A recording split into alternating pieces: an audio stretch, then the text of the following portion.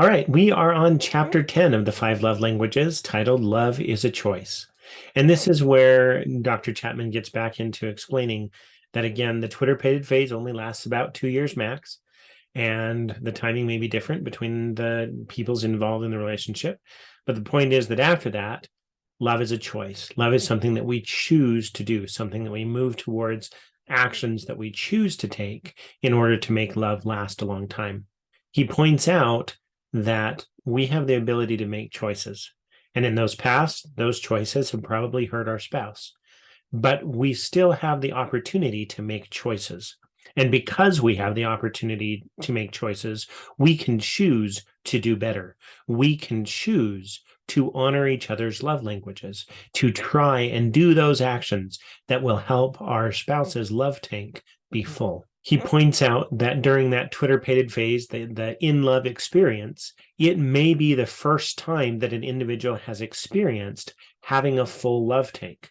That Twitter-pated feelings, the chemical nature of them, basically causes people to have full love tanks more than they probably have ever had in their life. And so as a result, it's euphoric, it's amazing.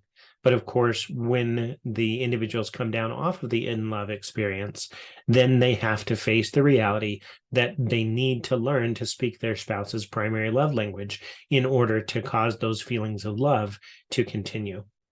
He points out that when an individual is running on an empty love tank all the time, that it becomes much more likely that they will fall in love with someone else, that those biological characteristics will take over again, and they will go seek out an in-love experience with someone else. And so it's important to recognize that speaking each other's love languages, fulfilling the deep needs that people have, dramatically reduces the risks of unfaithfulness and divorce because we are intentionally loving each other, filling up each other's love tanks. He also points out that for some of us, the specific love language that is our spouse's primary love language is the one that's most unnatural for us. It's most uncomfortable for us. For instance, he points out that his wife's primary love language is acts of service, and that something that he does regularly is vacuum the house. He points this out because when he was a teen, vacuuming the house was one of his chores, and his mom wouldn't let him go play until he had vacuumed the house. And he determined that he absolutely, once he got out of here, once he got out on his own, once he was an adult, he would not vacuum houses. Well, his wife knows this.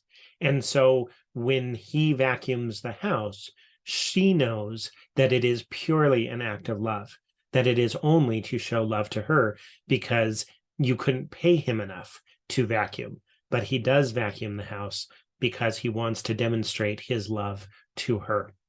And so keep in mind that if it's difficult for you, which it may be, to speak your spouse's primary love language, then they know that when you do those things that are in their primary love language, it's out of pure love for them. And there's all the more credit for it because you are doing it simply for love.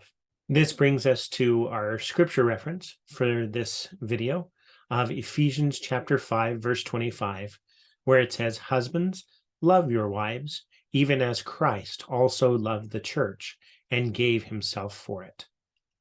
So yes, it can be hard to speak our spouse's primary love language, but that is giving of ourself.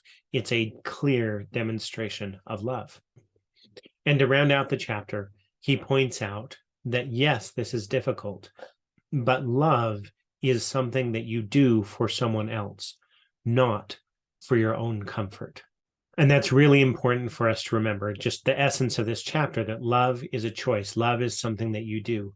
And as you're proactive about that, and as you share and as you communicate, the hope is that your spouse will also reciprocate, that they will learn to speak your love language. And together, the two of you can have an awesome and beautiful life by filling each other's love tanks and building on the strengths and abilities that you have to create an awesome life experience.